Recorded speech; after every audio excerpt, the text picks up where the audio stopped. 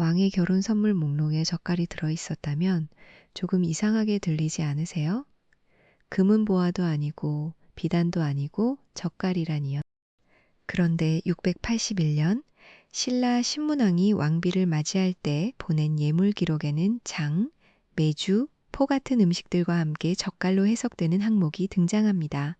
여기서 중요한 건 젓갈이 그때 처음 만들어졌다는 뜻이 아닙니다. 적어도 통일신라 시기에는 젓갈이 왕실의 예물 목록에 들어갈 만큼 분명한 식품 범주였다는 뜻입니다.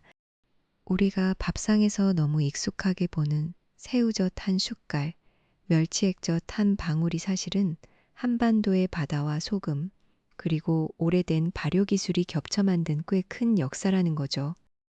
젓갈을 가장 단순하게 말하면 어패류에 소금을 넣어 숙성시킨 음식입니다. 하지만 여기서 단어 하나를 조심해야 합니다. 절임이라고만 하면 젓갈의 반쪽만 설명한 겁니다. 생선이나 새우, 조개 속에 있던 효소, 특히 내장과 근육에 있던 효소들이 단백질을 잘게 쪼갭니다. 시간이 지나면 단백질은 펩타이드와 아미노산으로 바뀌고 거기서 감칠맛과 깊은 향이 생깁니다. 위험한 부패는 늦추고 천천히 익어가는 길은 열어두는 겁니다. 그래서 젓갈은 썩은 생선이 아니라 통제된 짠 환경에서 익어간 바다의 단백질입니다. 그렇다면 왜 하필 한반도에서 젓갈 문화가 이렇게 커졌을까요? 답은 지도를 크게 보면 보입니다. 한반도는 세 면이 바다입니다. 서해에는 갯벌과 얕은 바다가 있고 남해에는 섬과 많이 많고 동해에는 깊은 바다가 있습니다. 새우, 멸치, 조기, 명태, 오징어, 굴, 조개 같은 재료가 지역마다 달랐습니다. 그런데 생선은 곡식과 다르게 기다려주지 않습니다. 많이 잡히는 때에는 한꺼번에 쏟아지지만 그냥 두면 금방 상합니다. 그래서 말리거나 소금에 절이거나 발효시켜야 했습니다. 여기에 소금이 필요했습니다. 특히 서해안과 전남 일대의 염전, 갯벌을 기반으로 한 소금 생산은 젓갈 같은 염장 발효식품의 중요한 바탕이 됩니다. 젓갈은 바다가 준 풍요를 겨울 밥상까지 끌고 오기 위한 기술이었습니다. 여기서 재미있는 점은 젓갈이 한국에만 있는 음식은 아니라는 겁니다. 세계 어디든 바다와 소금이 있으면 사람들은 비슷한 생각을 했습니다. 고대 로마에는 가룸이라는 발효 생선 소스가 있었습니다. 생선과 내장에 소금을 넣고 발효시켜 액체를 뽑아낸 조미료였죠. 동남아시아에도 피시소스 문화가 넓게 퍼져 있습니다. 베트남의 느엉맘, 태국의 남플라처럼 생선을 소금에 발효시켜 액체 양념으로 씁니다. 일본에는 시오카라처럼 해산물 내장과 살을 소금에 절여 숙성시켜 먹는 음식도 있습니다.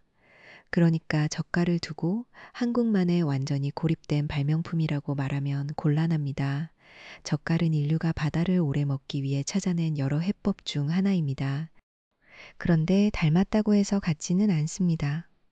한국 젓갈의 특징은 역할이 유난히 많다는 데 있습니다.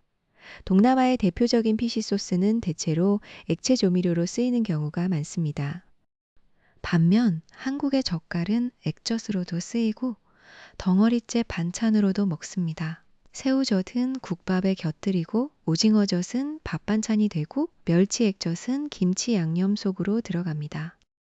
한 문화권 안에서 덩어리형 젓갈과 액상 조미료가 함께 발달하고 그것이 일상 반찬과 대규모 저장 음식 양쪽에 깊게 들어간 점, 이게 한국 젓갈을 세계의 소금 절임들 사이에서 조금 특별하게 만듭니다. 특히 젓갈을 이해하려면 김치를 빼놓을 수 없습니다. 우리는 김치를 말할 때 배추, 고춧가루, 마늘, 파를 먼저 떠올립니다. 하지만 김장 문화의 속을 들여다보면 젓갈은 조연이 아니라 숨은 엔진에 가깝습니다. 이미 발효된 해산물에서 나온 아미노산과 향이 김치 양념 전체의 맛을 끌어올립니다. 배추라는 채소에 바다의 감칠맛을 입히는 거죠. 그래서 지역마다 김치 맛이 다른 이유도 젓갈과 연결됩니다. 전라도 김치가 진한 젓갈 맛으로 기억되는 경우가 많고 경상도에서는 멸치젓이나 갈치 속젓이 강한 인상을 남깁니다. 북쪽 지역은 상대적으로 젓갈을 덜 쓰거나 담백한 맛을 내는 경우가 많았습니다. 김치는 채소 발효식품이지만 한국의 김치는 오래전부터 바다와 함께 발효되어 온 셈입니다. 조선시대로 가면 젓갈의 세계는 우리가 생각하는 것보다 훨씬 넓어집니다. 오늘날 젓갈이라고 하면 보통 새우젓이나, 그런데 조선시대 문헌에는 소금만 쓰는 방식뿐 아니라 술, 누룩, 엿기름, 찹쌀밥 같은 재료를 함께 쓰는 방식도 보입니다. 곡물과 생선이 함께 발효되는 식혜 계열도, 다시 말해 젓갈은 단순히 해산물 더하기 소금이라는 공식으로 끝나지 않습니다. 소금으로 기를 열고 곡물에 당과 발효 재료를 더해 맛을 조절하는 복합적인 발효 기술이었습니다. 한국 발효 음식에서 장, 술, 김치, 젓갈이 서로 멀리 떨어진 세계가 아니라는 것도 여기서 드러납니다. 같은 집안의 다른 방처럼 서로 영향을 주고받았습니다.